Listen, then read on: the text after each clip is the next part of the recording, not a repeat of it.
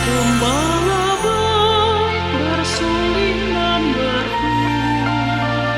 membimbing aku pada air tenang dan memberikan aku berteduh di padang rumput hijau berkenan. Oh, gembalaku itu Tuhanku, membuat aku tentram hening, mengalir dalam sungai kasih-Ku, kuasa damai cerah bening.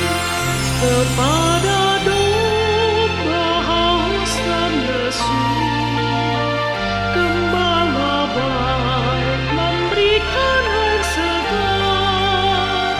Ke dalam hati haus dan sendu, diberinya air hidup yang benar. Oh, gembalaku itu Tuhanku, membuat aku tentram hening, mengalir dalam sungai kasih-Ku, kuasa damai cerah bening.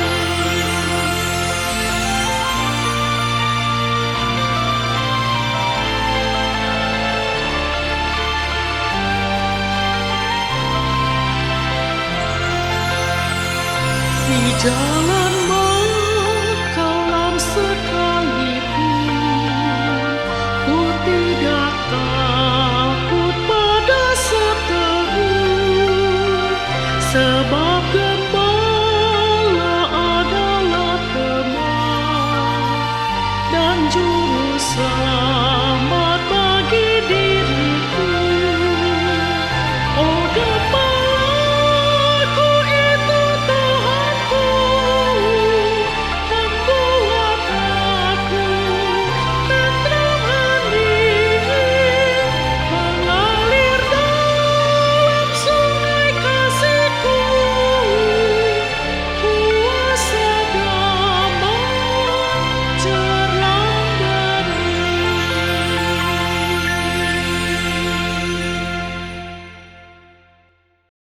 Shalom, selamat pagi Bapak Ibu, Saudara-saudari Jemaat Tuhan yang terkasih di dalam Yesus Kristus. Jumpa lagi dalam Hikmat Pagi, Jumat 6 Maret 2026. Jemaat Tuhan, pada pagi hari ini sebelum kita membaca dan merenungkan firman Tuhan, mari kita berdoa. Allah yang baik, Allah yang kami sembah di dalam nama Yesus Kristus, kami datang menghadap kehadirat-Mu ya Tuhan. Di bawah kaki-Mu, kami datang dengan segala keberadaan kami. Kami tahu kami manusia yang lemah, penuh dengan kesalahan dan dosa-dosa yang selalu kami perbuat. Ampunilah kami ya Bapa. Kami tahu juga Engkau mengasihi kami. Engkau telah mengorbankan nyawa-Mu untuk menebus dosa dan kesalahan kami.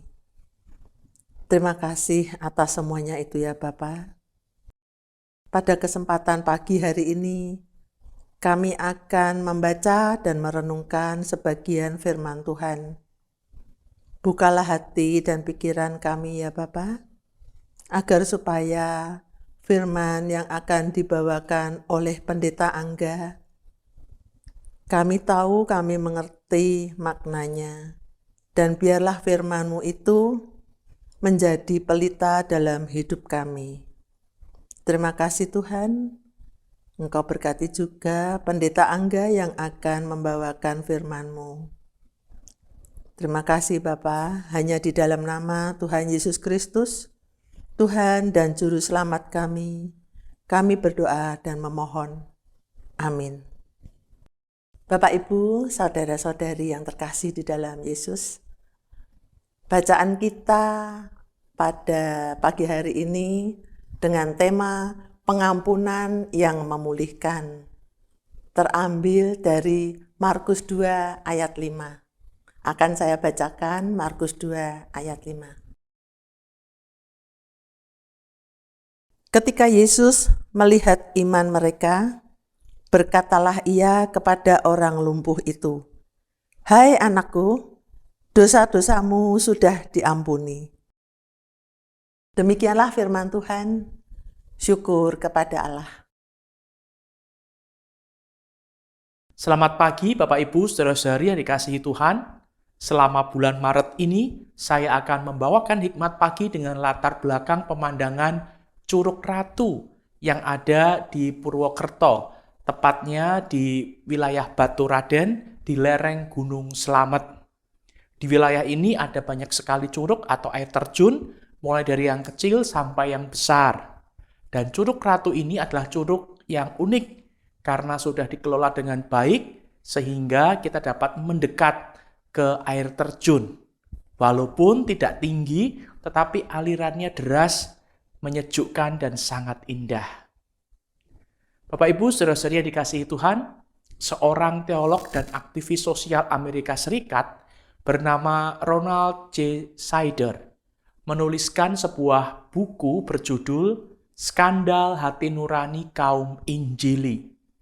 Dalam bukunya, ia mengungkapkan berbagai kebobrokan orang-orang Kristen Injili yang sama buruknya dengan orang-orang non-Kristen. Beberapa di antaranya seperti banyaknya perceraian, lebih suka foya-foya daripada memberi untuk pekerjaan Allah, mengabaikan orang miskin, bertindak rasis, melakukan kekerasan dalam rumah tangga, dan masih banyak lainnya. Apa yang dituliskan oleh Ronald dalam bukunya seharusnya menyadarkan kita bahwa orang-orang Kristen membutuhkan pengampunan yang memulihkan dari Allah. Kisah tentang pengampunan yang memulihkan pernah dituliskan di dalam Alkitab. Kisah tersebut adalah tentang orang lumpuh yang disembuhkan. Pada saat itu Tuhan Yesus sedang memberitakan firman kepada banyak orang. Kemudian ada seorang lumpuh yang dibawa oleh 4 orang temannya.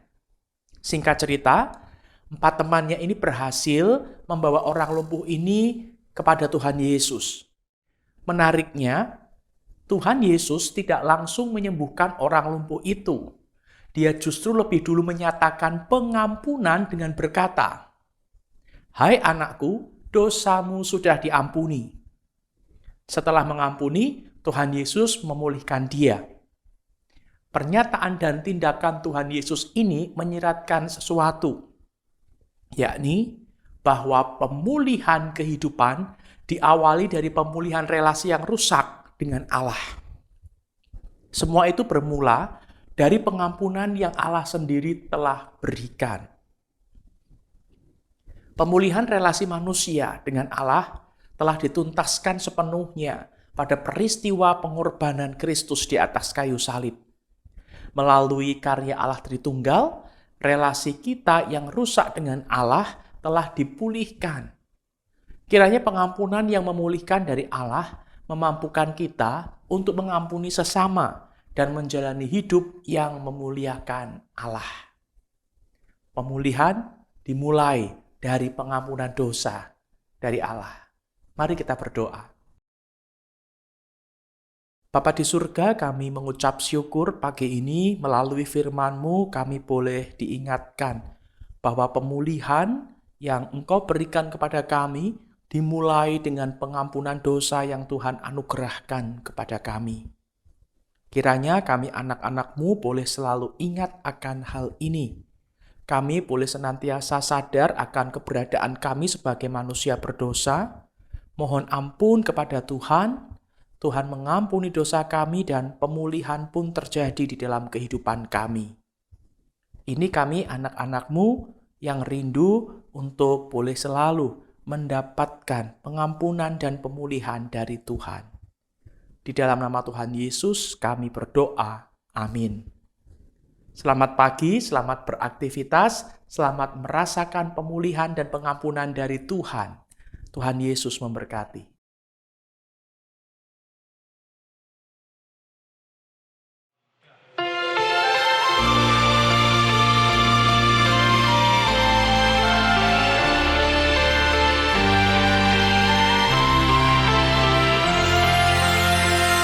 Pembalap bersuling dan bergumul, membimbing aku pada air tenang dan memberikan aku berteduh di padang rumput hijau berkenan.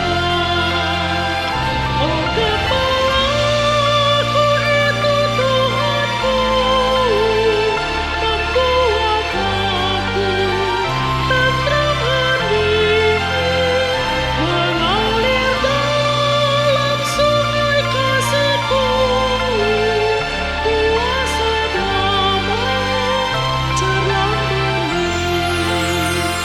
Kepada domba haus dan lesu, gembala baik memberikan air segar. Ke dalam hati haus dan sendu, diberinya air hidup yang benar. Oh, gembalaku itu Tuhanku,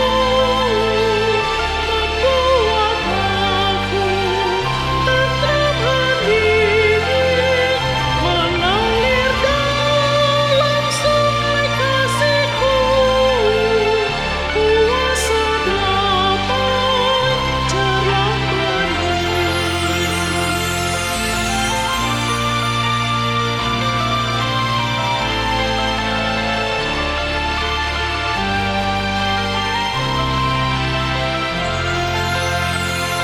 Di jalan mengkelam sekalipun, ku tidak takut pada seteru, sebab gembala adalah teman dan juru selamat bagi diriku.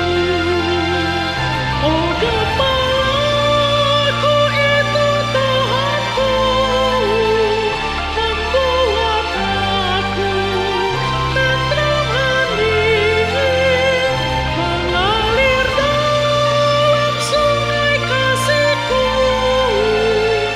kuasa damai cerah bening.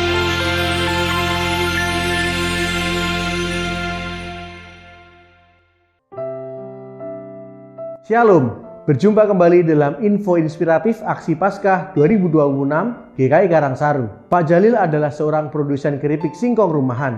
Aktivitasnya terhambat karena disabilitas yang disandangnya. Berkat bantuan kaki palsu dari program 1000 kaki palsu Yakum, Pak Jalil dapat lebih mudah dalam berjuang mencari penghidupan.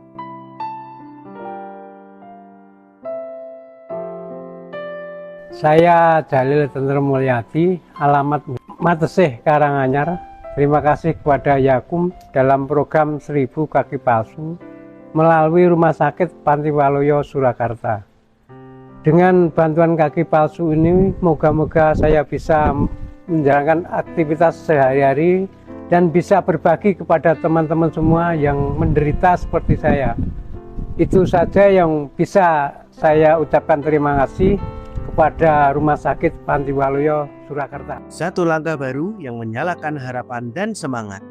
Mari kita bersama memberikan langkah baru bagi mereka yang membutuhkan melalui Aksi Paskah GKI Karangsaru. Persembahan Aksi Paskah dapat dikumpulkan ke kotak persembahan atau transfer ke rekening GKI Karangsaru. Berpuasa dengan hati, berbagi dengan kasih.